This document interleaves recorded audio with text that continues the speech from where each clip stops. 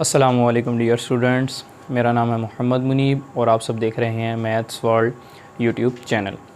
जी तो स्टूडेंट्स, आज का हमारा 9th क्लास की मैथमेटिक्स का सेकंड लेक्चर है और टॉपिक है types of matrices.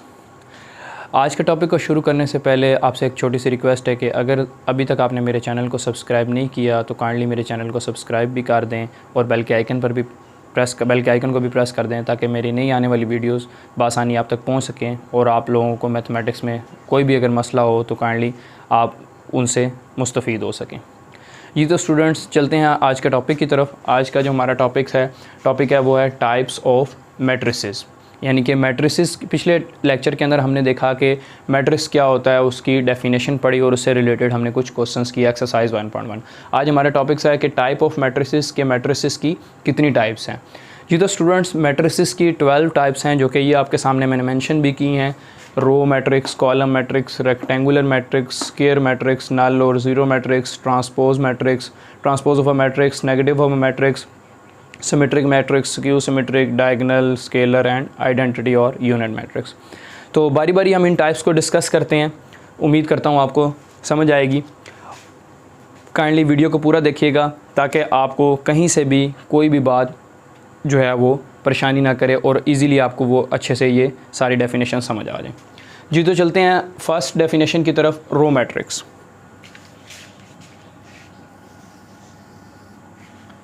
First definition है हमारे पास रो मैट्रिक्स।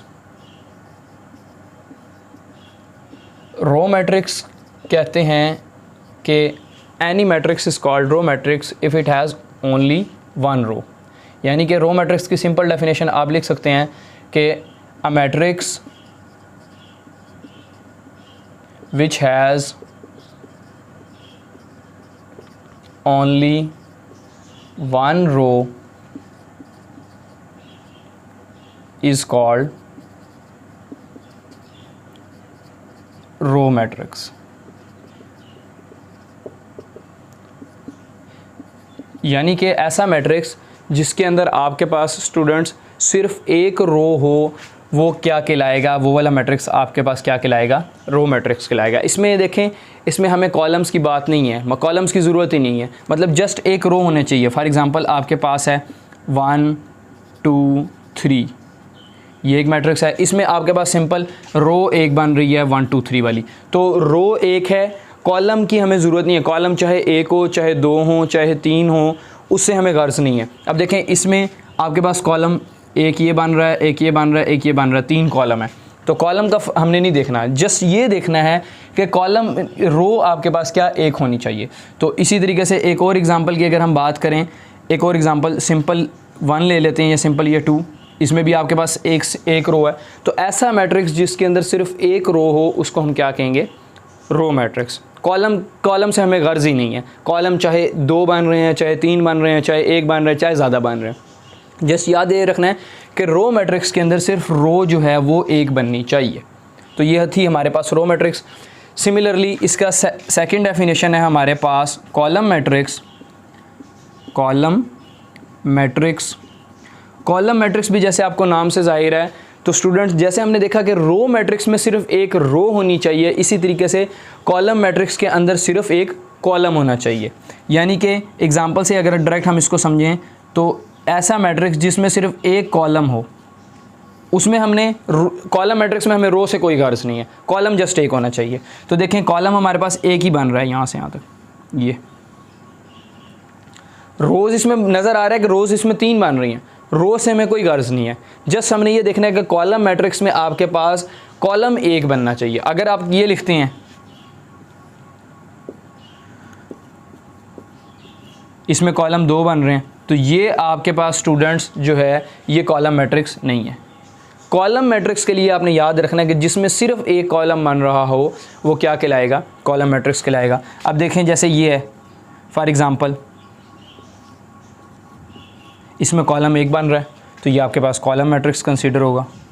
सिमिलरली इसमें रो भी एक बन रही है तो ये रो मैट्रिक्स भी कंसीडर किया जा सकता है।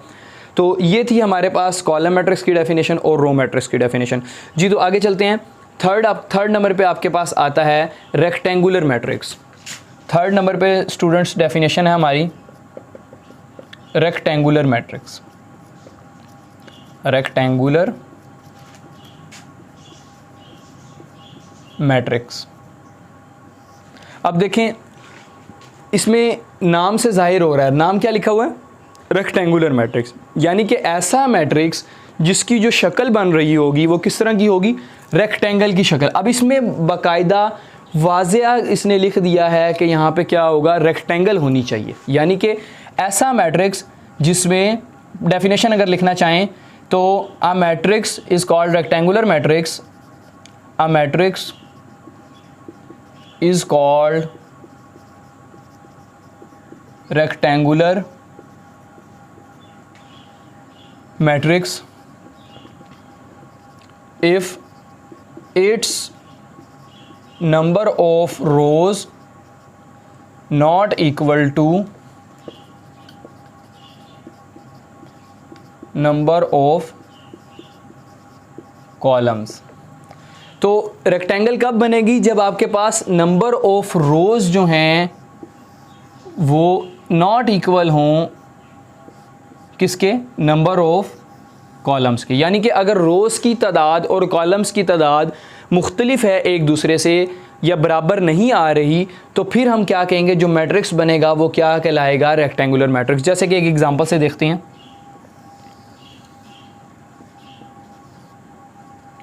फॉर एग्ज़ाम्पल ए मैट्रिक्स आपको ही लेते हैं, 1 2 3 4 5 6। जी तो स्टूडेंट्स इसमें देखें इसके अंदर कितनी रोज़ बन रही हैं, एक रो ये, एक रो ये, तो रोज़ कितनी आ गई 2, और कॉलम्स इसमें कितने बन रहे हैं 3 कॉलम्स, एक कॉलम ये 1 4 का, एक कॉलम 2 5 का एंड एक कॉलम 3 6 का, तो कितने कॉलम्स बन गए 3। तो देखें रोज़ की तादाद एंड कॉलम्स की तादाद क्या ये दोनों इक्वल हैं, नहीं। तो अगर ये इक्वल नहीं आ रहे तो आपको नज़र आ रहा है कि इसकी जो शक्ल बनेगी वो भी किस तरह की बनेगी, एक रेक्टेंगल की शक्ल बनेगी। देखें ये, तो इसलिए ऐसा मैट्रिक्स जिसके अंदर रोज़ की तादाद और कॉलम्स की तादाद इक्वल ना हो तो उसमें हम कहते हैं कि वो वाला मैट्रिक्स क्या कहलाएगा, वो रेक्टेंगुलर मैट्रिक्स कहलाएगा।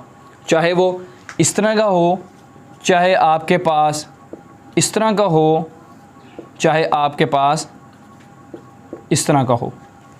अब देखें ये रेक्टेंगुलर मैट्रिक्स भी है, ये कॉलम मैट्रिक्स भी है, सेम इसी तरीके से ये आपके पास रो मैट्रिक्स भी है और रेक्टेंगुलर मैट्रिक्स भी है। तो ऐसा मैट्रिक्स जस्ट इसमें ये डेफिनेशन है कि जिसमें रोज़ एंड कॉलम्स की तादाद इक्वल ना हो। ठीक हो गया स्टूडेंट्स, तो ये थी हमारी रेक्टेंगुलर मैट्रिक्स की डेफिनेशन। उसके बाद हमारी आ जाती है नल मैट्रिक्स और ज़ीरो मैट्रिक्स।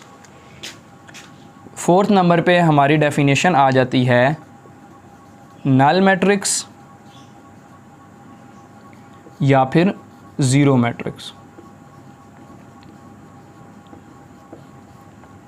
ऐसा मैट्रिक्स, जैसे अब देखें नाम से इसका ज़ाहिर है क्या नाम लिखा हुआ है, नल मैट्रिक्स या ज़ीरो मैट्रिक्स, यानी कि ऐसा मैट्रिक्स जो कि ज़ीरो हो, यानी कि जिसके एलिमेंट क्या हों वो ज़ीरो ज़ीरो हों, ज़ीरो के अलावा कोई एलिमेंट ना हो, तो वो मैट्रिक्स आपके पास क्या कहलाएगा, नल मैट्रिक्स कहलाएगा।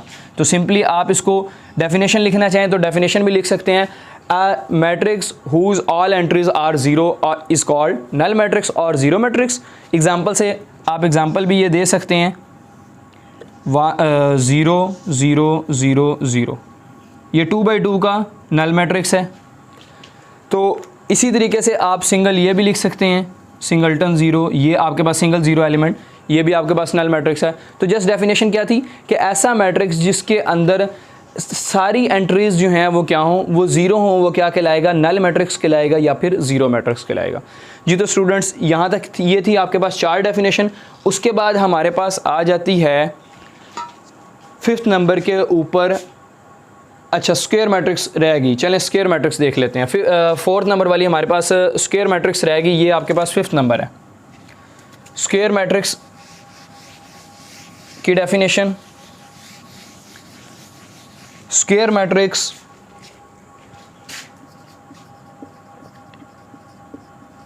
स्क्वायर मैट्रिक्स जी स्टूडेंट्स जैसा कि इसके नाम से ही जाहिर हो रहा है, इसके अंदर क्या बनेगा, स्क्वायर बनेगा। यानी ऐसा मैट्रिक्स, जैसे हमने रेक्टेंगुलर मैट्रिक्स देखा, रेक्टेंगुलर मैट्रिक्स में क्या था कि number of rows not equal to number of column.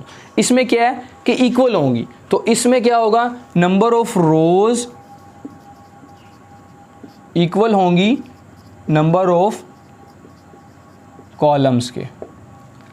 Example, for example 1 2 0 -1, ये देख लें फॉर एग्जाम्पल। इसमें रोज़ की तादाद कितनी बन रही है, एक ये रो एक ये रो, 2 रोज़। कॉलम कितने बन रहे हैं, 2 कॉलम्स, एक ये वाला कॉलम एक ये वाला कॉलम, तो 2 कॉलम। अब देखें इसमें रोज़ की तादाद एंड कॉलम्स की तादाद क्या आ रही है, सेम आ रही है, इक्वल आ रही है। तो इस वजह से ऐसा मैट्रिक्स जिसमें रोज़ और कॉलम की तादाद सेम आए तो वो क्या, उसको हम क्या कहेंगे, वो स्क्वायर मैट्रिक्स बन रहा है। या फिर इक्वल आए तो हम उसको क्या कहेंगे, वो क्या बन रहा है, स्क्वायर मैट्रिक्स बन रहा है।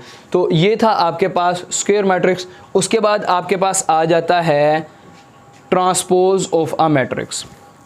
ट्रांसपोज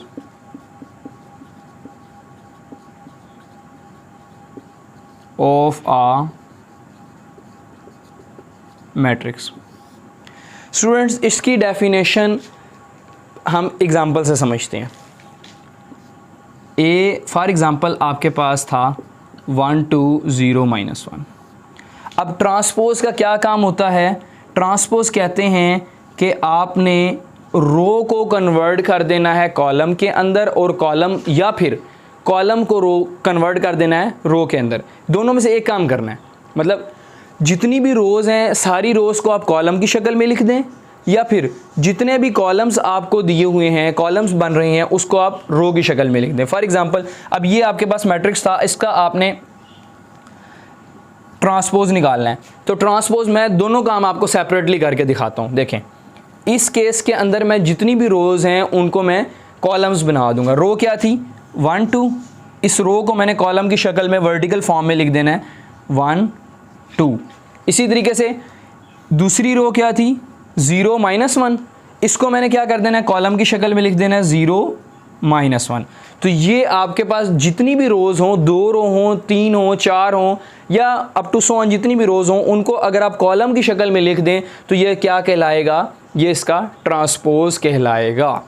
या फिर दूसरे तरीके से कि अगर आपने रोज़ को कॉलम में नहीं लिखना तो जितने भी कॉलम्स आपके पास हैं आप उन कॉलम्स को रो की शक्ल में लिख दें, तब भी जो जवाब बनेगा वो भी आपका क्या कहलाएगा, ट्रांसपोज ऑफ अ मैट्रिक्स कहलाएगा। देखें इसमें कॉलम कौन सा आ रहा है, 1 0, ये कॉलम की शक्ल में है, इसको मैं क्या कर दूं, रो की शक्ल में लिख दूं 1 0, इसको मैंने इस शक्ल में रो की शक्ल में लिख दिया। ये किस तरह था, कॉलम की शक्ल में वर्टिकल फॉर्म में था, इसको मैंने किस तरह लिख दिया, रो की शक्ल में। अब देखें दूसरा कॉलम क्या आ रहा है, 2 -1, ये कॉलम की शक्ल में था, वर्टिकल फॉर्म में था, इसको मैंने किस तरह लिख दिया, हॉरिजॉन्टल फॉर्म में। तो ये भी क्या आगे कन्वर्ट हो गए, दोनों कॉलम्स दोनों रो में कन्वर्ट हो गए।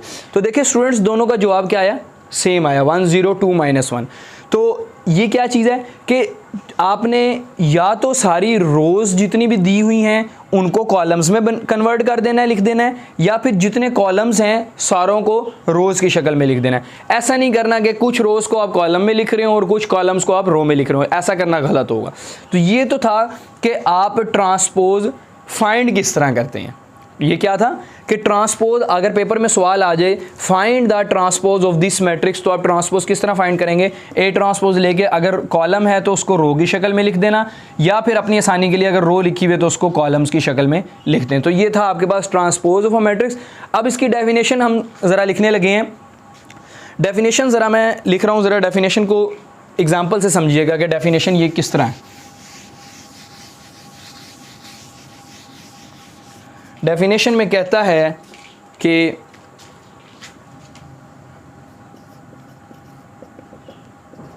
a matrix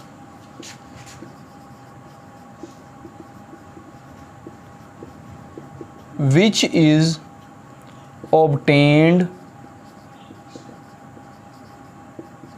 by converting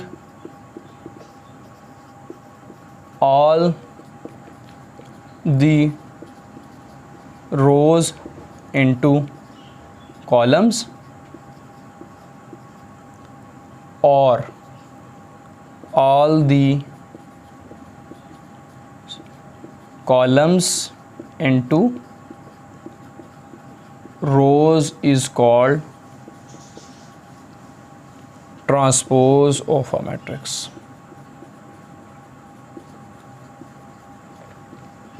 देखें स्टूडेंट्स, कहता है कि आ मैट्रिक्स वो वाला मैट्रिक्स जो कि आपको विच इज़ ऑब्टेन्ड, जो कि आपको हासिल होता है। ऑब्टेन्ड का क्या मतलब है? आपको हासिल होना। हासिल होना मतलब जवाब में मिलना। वो वाला मैट्रिक्स जो कि आपको जवाब में मिल रहा है, किस तरह? बाई कन्वर्टिंग, कन्वर्ट करते हुए। क्या कन्वर्ट करते हुए?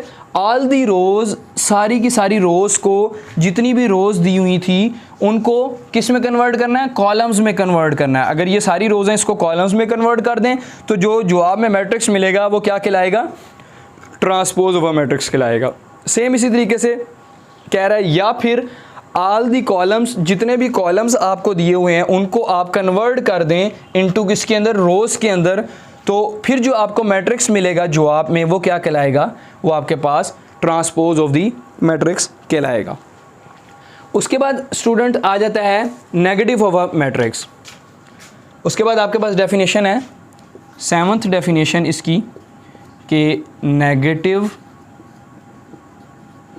Of uh matrix. अच्छा देखें, नाम से ज़ाहिर है कि क्या है ये नेगेटिव ऑफ अ मैट्रिक्स, यानी कि मैट्रिक्स के का क्या करना है? नेगेटिव करना है।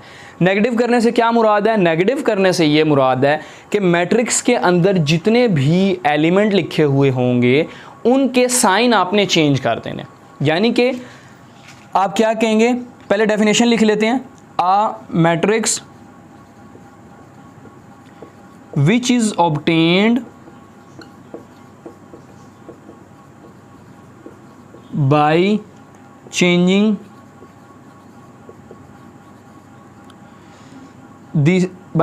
all the signs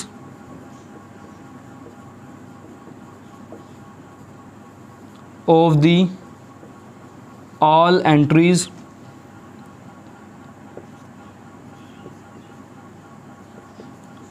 of matrix is called negative of a matrix। तो अब देखिए क्या कह रहा है कि वो मैट्रिक्स जो कि आपको किसी भी मैट्रिक्स के अंदर साइन चेंज करने के बाद मिलेगा, वो मैट्रिक्स क्या कहलाएगा? Negative of matrix. For example A की एग्जांपल लेते हैं। ए आपके पास था 1 2 0 -1, तो आप इसका नेगेटिव ऑफ ए किस तरह लिखेंगे? आप इसके ए के पीछे आप माइनस लगा देंगे। नेगेटिव ऑफ ए वो आपके पास क्या बनेगा? इसके साइन चेंज कर दें, अंदर जो जो साइन आ रहा है उस साइन को उल्टा दें। अगर तो प्लस का साइन है माइनस का लगा दें, अगर माइनस का है प्लस का लगा दें। तो 1 की प्लस का है तो आप क्या लगाएंगे? माइनस का 1। प्लस का 2 है आप क्या लगाएंगे? माइनस का 2। 0 ही आ जाएगा और -1 आपके पास क्या आ जाएगा? +1। 0 0 क्यों आएगा? क्योंकि 0 स्टूडेंट्स न्यूट्रल होता है, ना ही पॉजिटिव कंसीडर होता है ना ही नेगेटिव कंसीडर होता है। इस वजह से 0 के साथ प्लस लगाएं या नेगेटिव लगाएं कोई फ़र्क नहीं पड़ता। तो आपने इसी वजह से 0 के साइन नहीं चेंज किया, लगा भी नहीं तब भी कोई इशू नहीं है। लेकिन 0 आम तौर पर जो है वो न्यूट्रल होता है, इस वजह से 0 के साथ हम साइन नहीं लगाते। तो 1 प्लस का था माइनस का आ गया, 2 प्लस का था माइनस का आ गया, साइन चेंज किए ना। अब यहाँ पे 1 माइनस का है तो साइन चेंज करके क्या बनेगा? प्लस का 1। तो यहाँ पे क्या आ गया? प्लस का 1। तो ऐसा मैट्रिक्स जो कि हमें तब मिलता है कि जब हम सारी एंट्रीज के साइन को चेंज कर दें। पहले जो लगा हुआ था उसका उल्टा के लगा दें। पहले लगा हुआ था प्लस का, बाद में हमने क्या लगा दिया? माइनस लगा दिया। पहले लगा हुआ था प्लस, बाद में क्या लगा दिया? माइनस। पहले लगा हुआ था माइनस, बाद में क्या लगा दिया? प्लस। तो जो भी साइन आ रहा होगा उसका हमने क्या कर देना है? चेंज कर देना है। उसके साइन को हमने चेंज कर देना है। अगर प्लस का आ रहा हुआ तो हम क्या लगा देंगे? माइनस, और अगर माइनस का आ रहा हुआ तो हम उसको क्या लगा देंगे? प्लस का लगा देंगे। तो ये था हमारे पास नेगेटिव ऑफ अ मैट्रिक्स। उसके बाद स्टूडेंट्स आता है symmetric matrix, symmetric matrix and skew symmetric matrix. तो सिमेट्रिक मैट्रिक्स की डेफिनेशन है,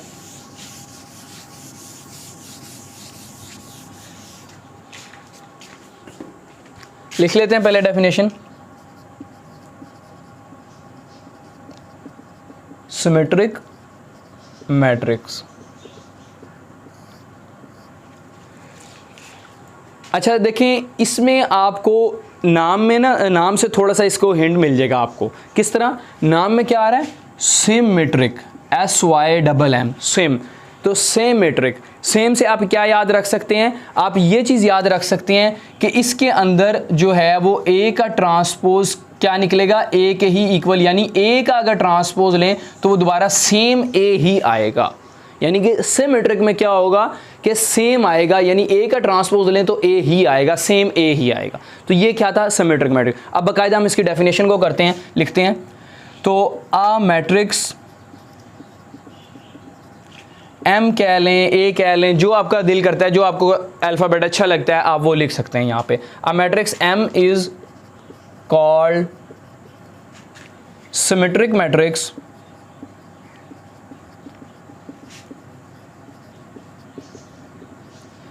if and only if m transpose is equal to m, यानी कि अगर m का ट्रांसपोज क्या आए, m के ही इक्वल निकल आए, तो हम क्या कहेंगे कि वो कौन सा मैट्रिक्स है? सिमेट्रिक मैट्रिक्स है। देखें अब एग्जांपल से इसको समझते हैं। एग्जांपल बुक में काफ़ी लेंथी लिखी है, मैं आपको शॉर्ट से एग्जांपल लिखवाता हूँ। फॉर एग्जांपल आपने ले लिया कोई मैट्रिक्स, आप में चलें m लिखा हुआ तो हम m ही नाम दे लेते हैं। m आपने ले लिया 0 2 2 0। अब देखें ये क्या मैट्रिक्स है? जस्ट एक मैट्रिक्स है जिसके अंदर एंट्रीज क्या है? 0 2 2 0। अब मैं इसका क्या लेता हूँ? ट्रांसपोज ले लेता हूँ, m का ट्रांसपोज। अब ट्रांसपोज में मैंने क्या करना है? ये रो लिखी हुई है, इसको मैंने क्या कर देना है? कॉलम में कन्वर्ट कर देना है, यानी हॉरिजॉन्टल फॉर्म से किस में कन्वर्ट कर देना है? वर्टिकल फॉर्म में। तो 0 2 यूँ लिखा हुआ है, मैं यूँ लिख दूंगा। इसी तरीके से अब देखें ये 2 0 रो की शक्ल में मैं किस तरह लिख दूंगा? कॉलम की शक्ल में 2 0। अब देखें जो आपके पास ये जवाब आया इसका, ये वाला जवाब, क्या ये m के इक्वल है? देखें m में क्या है? 0 2 2 0, इसमें क्या बन रहा है? 0 2 2 0, सेम आ रहे हैं दोनों। तो इसकी जगह मैं दोबारा ये लिख सकता हूँ m। तो m का ट्रांसपोज आपके पास सॉल्व होने के बाद क्या निकल आया? m transpose is equal to m, so therefore m is symmetric matrix. Okay हो गया स्टूडेंट्स? सेम इसी तरीके से आपके पास स्क्यू सिमेट्रिक मैट्रिक्स आता है, स्क्यू सिमेट्रिक मैट्रिक्स। अच्छा सिमेट्रिक में तो हमने देख लिया क्या होगा कि सेम होगा, यानी ए ट्रांसपोज लें तो ए ही आएगा। अब इसमें स्क्यू है, मतलब इसमें सेम नहीं आएगा, तो इसमें आपको क्या करना पड़ेगा? इसमें आपको माइनस कॉमन लेना पड़ेगा, तब जाके सेम आएगा। यानी कि इसमें आपने याद ये रखना है कि स्क्यू सिमेट्रिक के अंदर आपके पास ए ट्रांसपोज जो है वो -a के इक्वल होता है। अब देखें स्क्यू सिमेट्रिक में क्या डेफिनेशन है? अ मैट्रिक्स m या a ले लें, जो आपको अल्फ़ाबेट अच्छा लगता है आप लिख सकते हैं। अ मैट्रिक्स a या फिर m कहना चाहें, m is called skew symmetric if and only if a का m लिखा हुआ है तो आप m लिखेंगे, m का transpose is equal to -m। अब इसकी बुक में काफ़ी लंबी छोटी एग्जांपल दी हुई है तो आपको याद रखने मुश्किल होगी, तो मैं आपको शॉर्ट से एग्जांपल लिखवा देता हूँ। देखें तो इसमें भी m आप सपोज कर लें कि लेट m आपके पास है 0 -2 2 0, ये m है आपके पास। अब हमने क्या करना है? m का ट्रांसपोज लेना है और देखना है क्या m बनता है या फिर -m बनता है। तो अगर तो m बना फिर तो वो सिमेट्रिक हो जाएगा, अगर -m बनेगा फिर वो क्या होगा? Skew symmetric. तो m का ट्रांसपोज लें। अब इसका ट्रांसपोज क्या होता है? रो लिखी हुई है तो आप क्या लिखेंगे? कॉलम में कन्वर्ट कर देंगे 0 -2। इसी तरीके से ये 2 0 रो लिखी हुई है, आप इसको किस में कन्वर्ट कर देंगे? कॉलम में कन्वर्ट कर देंगे 2 0। अब देखें क्या ये वाला मैट्रिक्स इस वाले मैट्रिक्स के इक्वल आ रहा है? क्या ये वाला मैट्रिक्स इस वाले मैट्रिक्स के इक्वल आ रहा है? देखें 0 -2 0 2 नहीं आ रहा, 2 0 -2 0 नहीं बन रहा, इसका मतलब ये वाला इसके इक्वल नहीं बन रहा। तो इसमें क्या है? इसमें अगर मैं इसमें से माइनस कॉमन ले लेता हूँ, देखें अगर मैं माइनस कॉमन लेता हूँ तो 0 क्योंकि है ही न्यूट्रल, 0 के आप साइन चेंज करें या ना करें फ़र्क नहीं पड़ता। मैंने माइनस को इसमें से कॉमन ले लिया तो 0 तो एज इट रह जाएगा। अब यहाँ पे क्या था? प्लस का था तो अंदर क्या साइन रह जाएगा? माइनस का, और यहाँ पे माइनस का था, ये माइनस आप इससे ले लें तो पीछे क्या रह जाएगा, प्लस का 2, और ये 0 एज इट इज़। ये बात समझ आइए स्टूडेंट्स। देखें ये था प्लस का 2, आपके समझाने के लिए जस्ट मैं लिख रहा हूँ। प्लस के 2 के अंदर आप याद रख सकते हैं इसके अंदर 2 माइनस होते हैं, एक ये माइनस कंसीडर कर लें, एक ये माइनस कंसीडर कर लें। तो अब देखें इसके 2 माइनस में से अगर हम एक माइनस को पीछे से कॉमन ले लें तो आपके पास क्या रह जाएगा, माइनस का 2, ये वाला। तो यहाँ पे प्लस का 2 था, एक माइनस मैंने कैंसिल कॉमन ले लिया बाहर, तो ये क्या आ गया, माइनस का 2। अब ये माइनस का 2 था, इस माइनस के 2 में से अगर मैंने ये माइनस बाहर ले लिया तो पीछे क्या रह गया, प्लस का 2। तो ये माइनस का 2 मैंने में से माइनस कॉमन ले लिया तो यहाँ पे क्या आ गया, प्लस का 2, और ये 0 एज इट इज़। अब देखें क्या अब ये वाला और ये वाला मैट्रिक्स, m वाला मैट्रिक्स और जवाब वाला मैट्रिक्स सेम बन रहा है। देखिए ज़रा, 0 -2 0 -2 2 0 2 0, अब तो सेम आ गया। तो ये किसके इक्वल बन रहा है, ये वाला मैट्रिक्स ये सेम बन रहा है, तो ये किसके इक्वल है, m के इक्वल है। तो आप ये माइनस बाहर एज इट इज़, इस पूरे मैट्रिक्स की जगह, चूँकि ये मैट्रिक्स और ये मैट्रिक्स इक्वल हैं, सेम आ रहे हैं, ये किसके इक्वल था, m के, तो इसकी जगह आप m लगा दें। तो m का ट्रांसपोज आपके पास क्या निकल आया, -m। Therefore m is skew symmetric. तो ये थी आपके पास स्टूडेंट्स स्क्यू सिमेट्रिक की डेफिनेशन।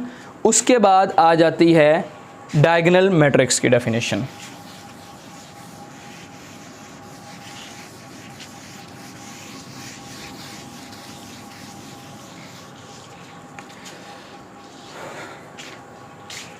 जी तो स्टूडेंट्स अब डेफिनेशन उसके बाद है हमारे पास डायगोनल मैट्रिक्स की।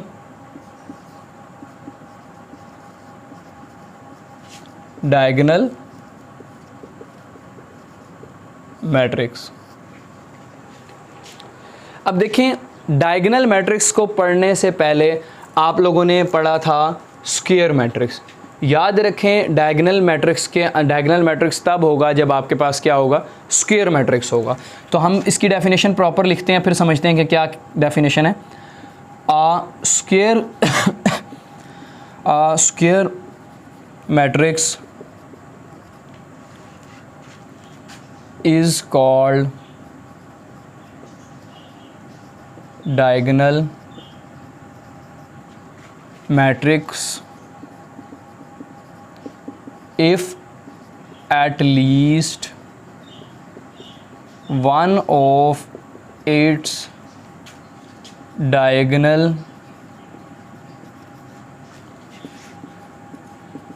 entry is non-zero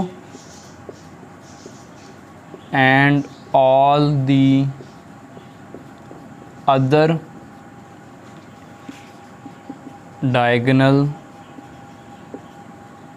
entries are zero.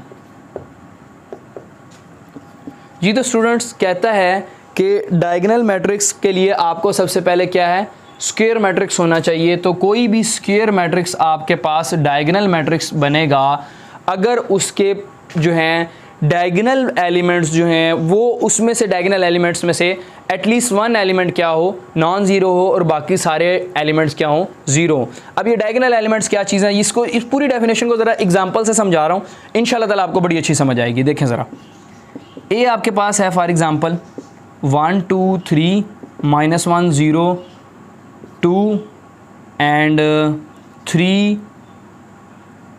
1 and -1, और यहाँ पे आप क्या ले लें, ये भी ज़ीरो कर दें, ये भी ज़ीरो कर दें, ये भी ज़ीरो कर दें, ये ज़ीरो, ये भी ज़ीरो और ये भी ज़ीरो कर दें।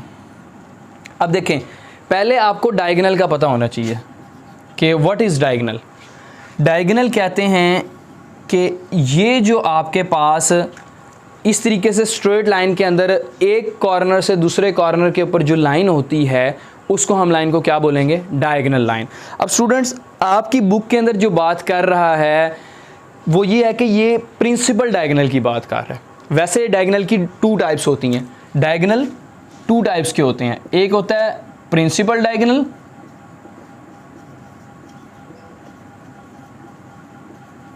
और एक होता है सेकेंडरी डायगोनल।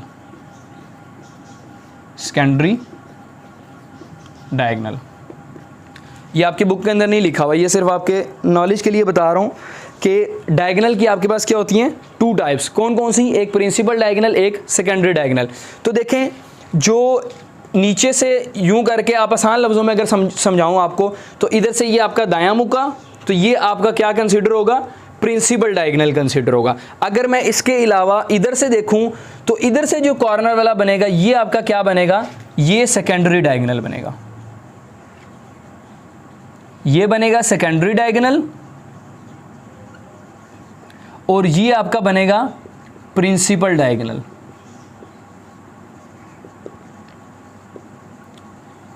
तो डायगनल की पहले आपने देखा कि डायगनल की क्या 2 टाइप्स हैं, एक है प्रिंसिपल डायगनल ये वाला और एक है सेकेंडरी डायगनल ये वाला। तो प्रिंसिपल डायगनल की बात कर रहा है आपकी डायगनल मैट्रिक्स के अंदर। आपने ये जो बात, ये सारी डेफिनेशन इसकी लिखी हुई है, ये प्रिंसिपल डायगनल के ऊपर बेस कर रही है, सेकेंडरी डायगनल के ऊपर बेस नहीं कर रही। ये तो सिर्फ आपको समझाने के लिए मैंने बताया कि ये जो आपके पास डायगनल होगा ये क्या है, ये सेकेंडरी डायगनल है। अब हम चलते हैं इसकी डेफिनेशन के ऊपर कि डायगनल मैट्रिक्स कहना क्या चाह रहा है। डायगनल मैट्रिक्स ये कहना चाह रहा है कि अगर कोई भी स्क्वायर मैट्रिक्स है, पहले देखें, पहले इसमें आपको ये नज़र आ रहा होगा कि ये क्या बन रहा है, स्क्वायर बन रहा है। रेक्टेंगल का डायगनल नहीं होता क्योंकि रेक्टेंगल में एक आधा एलिमेंट मिस हो जाता है। तो इसी वजह से कह रहा है कि स्क्वायर मैट्रिक्स जो होगा उसमें आपके पास ये जो डायगनल है, अगर इसके डायगनल के एलिमेंट्स जो है, डायगनल के एलिमेंट्स कौन कौन से हैं, 1 0 -1, ये 3 एलिमेंट, यहाँ पे कुछ भी एलिमेंट हो सकते हैं। तो कहता ये है कि कोई भी स्क्वायर मैट्रिक्स जो होगा वो डायगनल वाला मैट्रिक्स तब बनेगा जब उसके डायगनल के ऊपर जो एंट्रीज हैं उन एंट्रीज में से एटलीस्ट एक एंट्री क्या हो, नॉन जीरो होनी चाहिए। यानी कि जितनी भी एंट्रीज लिखी हुई है ना, फॉर एग्जांपल यहाँ पे क्या लिखा हुआ था, 0, मैं इसको चेंज कर देता हूँ 2, चलें सपोज कर लें। अब वो कहता है इसमें कितनी एंट्रीज हैं, 1 2 3, ये 3 एंट्रीज हैं। कहता है कि इस डायगनल के ऊपर ये तीनों एंट्रीज में से कम एक एंट्री ऐसी लाजमी होनी चाहिए जो जीरो ना हो। सारी भी नॉन जीरो हो सकती है तो बहुत अच्छी बात है, लेकिन कहता है अगर ये फॉर एग्जांपल देखिए ना, ये सारी नॉन जीरो है, ठीक है, और बाकी डायगनल के अलावा नॉन जीरो डायगनल एलिमेंट्स, ये जो डायगनल के नीचे आ रहे हैं इनको बोलते हैं नॉन, नीचे और ऊपर इनको बोलते हैं non zero diagonal element, non diagonal elements. तो ये अदर देन डायगनल एलिमेंट्स कौन से हैं, ये हैं, ये। तो डायगनल के अलावा जो एलिमेंट्स होंगे वो कौन से होंगे, वो इस प्रिंसिपल डायगनल के ऊपर और प्रिंसिपल डायगनल के नीचे की बात कर रहा है, क्योंकि मेन डायगनल हमारा क्या है, यहाँ पे प्रिंसिपल डायगनल है। और हम इस बुक के अंदर डायगनल मैट्रिक्स जो पढ़ रहे हैं डेफिनेशन, वो प्रिंसिपल डायगनल की बात करके वो बताना चाह रहा है। ठीक हो गया। तो अब डेफिनेशन में वो कह रहा है कि ऐसा मैट्रिक्स जिसके अंदर इस डायगनल के ऊपर एंट्रीज जो है वो जीरो नहीं होनी चाहिए। ठीक है, अगर जीरो, इस डायगनल के ऊपर एंट्रीज जीरो नहीं होंगी और बाकी सारी एंट्रीज नीचे और ऊपर जीरो हो जाएं, तो ये जो मैट्रिक्स बनेगा, ये मैट्रिक्स आपका क्या कहलाएगा, ये आपका डायगनल मैट्रिक्स कहलाएगा। अच्छा, सवाल पैदा होता है, क्या ये जो डायगनल एंट्रीज जीरो नहीं होनी चाहिए, तो क्या ये सारी जीरो नहीं होनी चाहिए? वो कह रहा है कम से कम एक एंट्री को छोड़ के बाकी 2 जीरो हो भी जाए तो हमें कोई परवाह नहीं है। मतलब ये कि अगर आपने ये लिखा फॉर एग्जांपल 2 0 0 0 0 0 एंड 0 0 0, तो देखें अब इसमें डायगनल एंट्रीज क्या बन रही हैं, ये बन रही हैं जी स्टूडेंट्स, इसमें डायगनल एंट्रीज क्या बन रही हैं, 2 0 0, ये डायगनल के ऊपर आ रही हैं। तो इसमें कहता था कि at least one of the diagonal entry, at least कम अज कम one of its diagonal entry, जो डायगनल एंट्रीज हैं उसमें से एक ऐसी होनी चाहिए जो जीरो ना हो। बाकी हो भी जाएं या ना हो, हमें उससे गर्ज नहीं है। मतलब कहना ये चाह रहा है कि डायगनल के ऊपर जो एलिमेंट आ रहे होंगे उसमें ऐसा एलिमेंट, कम से कम एक एलिमेंट ऐसा हो जो जीरो ना बन रहा हो। देखें इसमें ये भी जीरो बन रहा है, ये भी जीरो बन रहा है, ये जीरो नहीं बन रहा, ये यहाँ पे भी हो सकता है, यहाँ पे भी हो सकता है, यहाँ पे भी, कहीं पे भी एक ऐसा एलिमेंट होना चाहिए जो जीरो ना हो। तो बाकी सारे एलिमेंट्स जो डायगनल से अलावा हैं वो अगर ज़ीरो हो जाएं तो फिर आपका जो पूरा मैट्रिक्स बनेगा उसको हम क्या कहेंगे, वो कौन सा मैट्रिक्स है, वो डायगनल मैट्रिक्स है। यहाँ तक समझ आ गई? उम्मीद करता हूँ स्टूडेंट्स आपको ये डायगनल मैट्रिक्स समझ आई होगी। अगर नहीं समझ आई तो कमेंट सेक्शन के अंदर आप मुझे बताएं, मैं इंशाल्लाह ताला आपको ज़रूर रिप्लाई करूँगा। उसके बाद आपके पास आता है डायगनल मैट्रिक्स के बाद आपको कहता है scalar matrix and identity matrix. Diagonal matrix के बाद आपको कह रहा है कि scalar matrix and identity matrix. अच्छा, स्केलर मैट्रिक्स और डायगोनल मैट्रिक्स का भी आपस में ताल्लुक है, और इसी तरीके से डायगोनल मैट्रिक्स का आइडेंटिटी और यूनिट मैट्रिक्स के साथ भी ताल्लुक है। मतलब ये जो डायगोनल मैट्रिक्स है ना, इसका ताल्लुक इसके साथ भी है, इसका ताल्लुक इसके साथ भी है। तो देखें, स्केलर और दोनों तरफ से हम इसको लाइन लगा के कर लेते हैं ताकि इजीली समझ आ जाए। स्केलर मैट्रिक्स और आइडेंटिटी मैट्रिक्स या यूनिट मैट्रिक्स।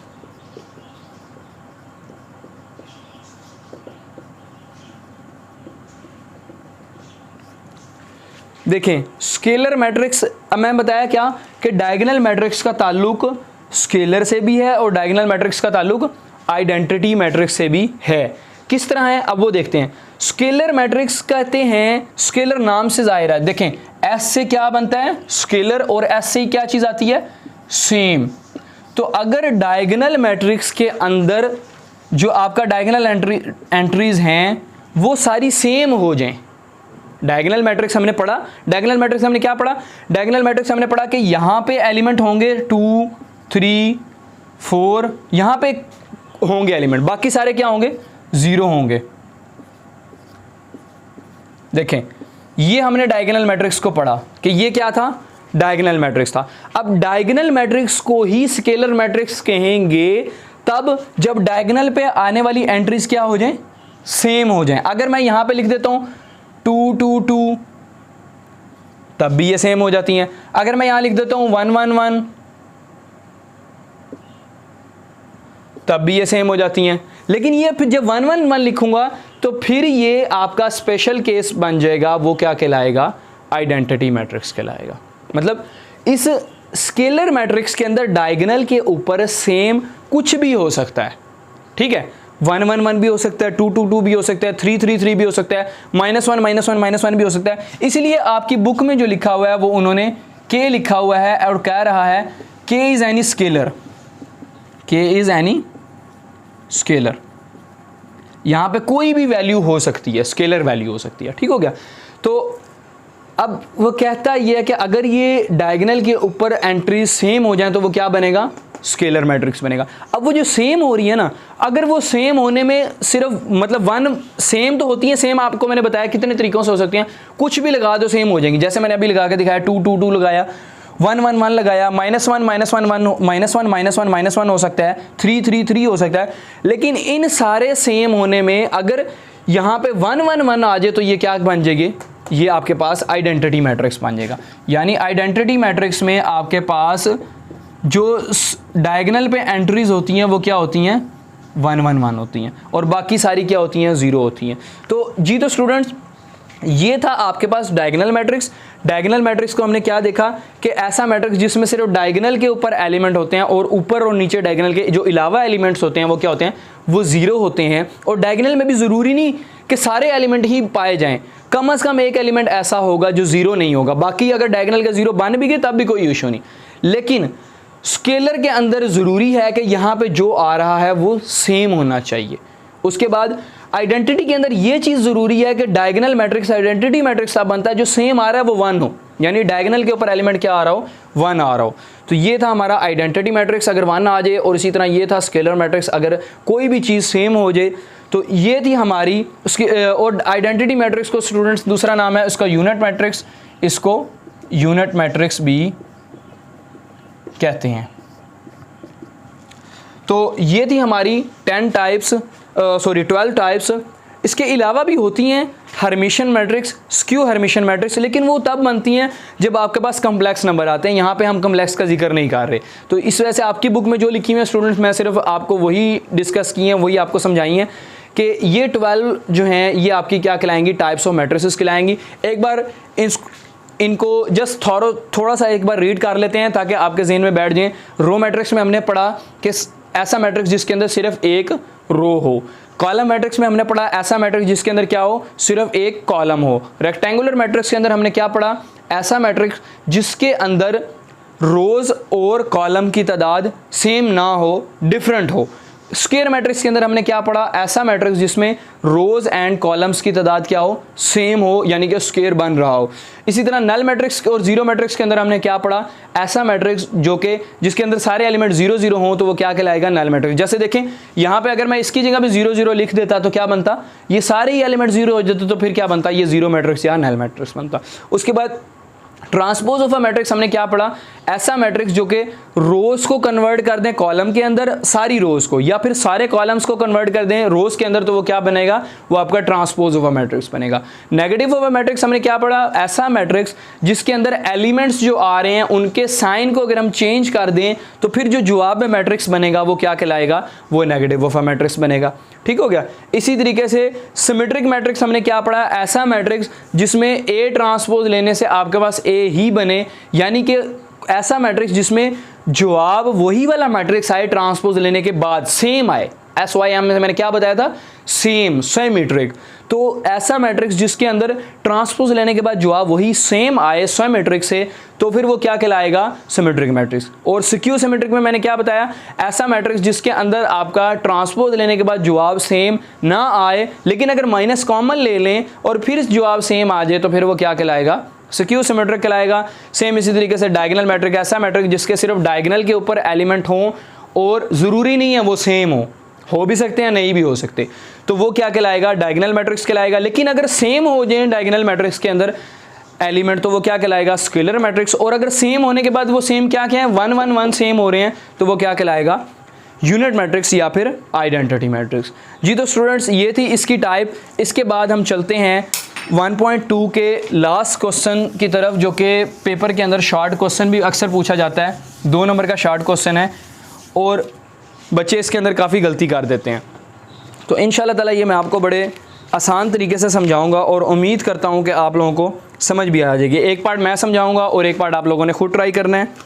देखें 1.2 एक्सरसाइज के क्वेश्चन नंबर 1 2 3 तो मैंने आपको जो ये डेफिनेशनें करवाई इसी से आपका हो जाएगा। मतलब आपने से 1.2 में आपने यही बताना है कि कौन सा मैट्रिक्स इसमें नल है, कौन सा रेक्टेंगुलर है, कौन सा रो मैट्रिक्स है, इस तरह ये सारे।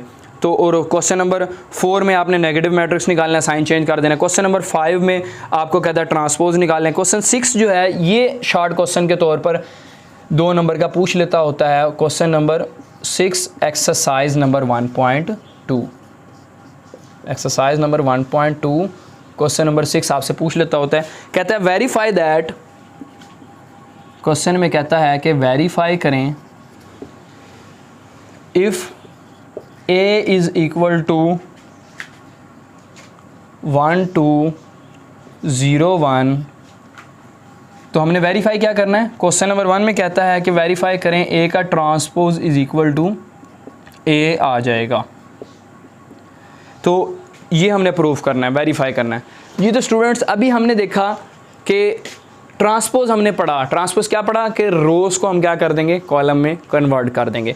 तो सेम यहाँ पे काम है। अब आप क्या करेंगे, आप इसको सॉल्व करते हैं। हमने लेफ़्ट हैंड साइड की हेडिंग दे लेनी है पहले ऊपर।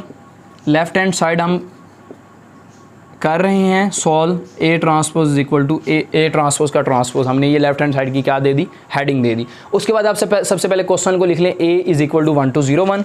यहाँ से हमारा सोल्यूशन शुरू हो रहा है 1 2 0 1। अब देखें स्टूडेंट्स यहाँ पे A के ऊपर क्या डला हुआ है, T स्टैंड फॉर ट्रांसपोज। अच्छा आपको एक और मज़े की बात बताता चलूँ कि ट्रांसपोज के लिए आप खाली छोटा T नहीं यूज़ करते। ट्रांसपोज के लिए खाली छोटा T यूज़ कर रहे हैं ज़रूरी नहीं है। बड़ी क्लासेस के अंदर कहीं जगहों पर आपने ट्रांसपोज के लिए कैपिटल T भी यूज़ किया होगा। तो अगर पेपर में कभी एग्जामिनर आपको कैपिटल T से ट्रांसपोज कह दे तो अपने परेशान नहीं होना कि ये कैपिटल T क्या चीज़ है। कैपिटल T से भी यही मुराद है ट्रांसपोज, लेकिन आपकी बुक के अंदर स्मॉल t यूज़ किया गया। जी समझ आ गई स्टूडेंट्स। अब हम क्या करते हैं, सॉल्व करते हैं। A के ऊपर यहाँ पे ट्रांसपोज डला हुआ, तो अब ये पहला स्टेप लिख लिया। अब हमने निचला स्टेप करना है। निचले स्टेप में क्या है, A के ऊपर ट्रांसपोज चाहिए हमें, A के ऊपर ट्रांसपोज चाहिए, तो इधर ट्रांसपोज ले लें। अब इसका हमने ट्रांसपोज डायरेक्ट ले लेना है। ट्रांसपोज लें तो 1 2 यूँ लिखा हुआ है, आप इसको क्या कर दें, यूँ लिख दें। इसी तरीके से 0 1 रो की शक्ल में लिखा हुआ है, आप इस 0 1 को क्या कर दें, इस रो की शक्ल में लिख दें। ओके हो गया स्टूडेंट्स। ये आपके पास A ट्रांसपोज 1021 निकल आया। अब वो क्या कहता है, इसके ऊपर दोबारा क्या लें, दोबारा ट्रांसपोज लें। मेरे पास जगह नहीं है, मैं आगे कर रहा हूँ, आपने नीचे करते जाना है। तो अब A ट्रांसपोज, ये वाला स्टेप था मेरे पास, मैंने स्टेप को दोबारा रिपीट किया है। आपने रिपीट नहीं करना, आपने डायरेक्ट नीचे ही इसके करते चले जाना है। अब देखें मुझे क्या चाहिए था, A ट्रांसपोज के ऊपर दोबारा ट्रांसपोज। तो अगले स्टेप में मैं A ट्रांसपोज के ऊपर इधर भी ट्रांसपोज ले लेता हूँ और इधर ट्रांसपोज डायरेक्ट में लूँगा। मतलब इधर ट्रांसपोज मैं लिखूँगा नहीं, अगर लिखूँगा तो फिर मुझे अगले स्टेप में लेना पड़ेगा। स्टूडेंट्स, ये कुछ स्टूडेंट्स हैं वो ये बड़ी गलती करते हैं। तो इस वजह से आपने बड़ा ध्यान से करना है कि अगर आपने इधर ट्रांसपोज लिखा है, यानी कि फॉर एग्जांपल ये A ट्रांसपोज था, इसके ऊपर तो ट्रांसपोज लिख दिया, अगर आप इसके ऊपर ट्रांसपोज डालेंगे तो फिर यही लिखेंगे दोबारा 1021। फिर अगले स्टेप में नीचे आप क्या करेंगे, इसका ट्रांसपोज ऑपरेट करेंगे, लिखेंगे, मतलब इसका जवाब अगले स्टेप में लिखेंगे। अगर नहीं ट्रांसपोज डालना तो फिर डायरेक्ट लिखो, मतलब यहाँ पे आप डायरेक्ट इसका आंसर लिखो। 10 यूँ लिखा हुआ था तो 10 को यूँ लिखो, 21 यूँ लिखा हुआ था तो 21 को यूँ लिखो। समझ आ गए स्टूडेंट्स? तो ये आ गया। अब देखें ये 1201 किसके इक्वल है, 1201 ये किसके इक्वल है, A के। तो इस पूरे की जगह पे मैं क्या लगा दूंगा, A लगा दूंगा। इधर क्या आ गया आपके पास, A बन गया, और उससे आगे लिख दें which is equal to right hand side. तो प्रूव हो गया, सो प्रूव्ड, हमारा क्या प्रूव्ड हो गया कि A का ट्रांसपोज अगर लें तो वो क्या आता है, A आता है जी। तो स्टूडेंट्स ये था एक्सरसाइज 1.2 का लास्ट क्वेश्चन नंबर 6, इसका फर्स्ट पार्ट। इसका सेकंड पार्ट आपने खुद ट्राई करना है और इन डेफिनेशंस को भी एक बार अच्छे तरीके से देख लेना है। उम्मीद करता हूं कि आज का लेक्चर आप सबको समझ आया होगा, और अगर आपको समझ आया है तो कमेंट सेक्शन के अंदर अपनी राय का ज़रूर इजहार करें। और जाने से पहले आपसे फिर यही छोटी सी रिक्वेस्ट है कि काइंडली अगर अभी तक आपने मेरे चैनल को सब्सक्राइब नहीं किया तो सब्सक्राइब कर दें। मिलते हैं नेक्स्ट वीडियो के अंदर, तब तक के लिए अल्लाह हाफ़िज़।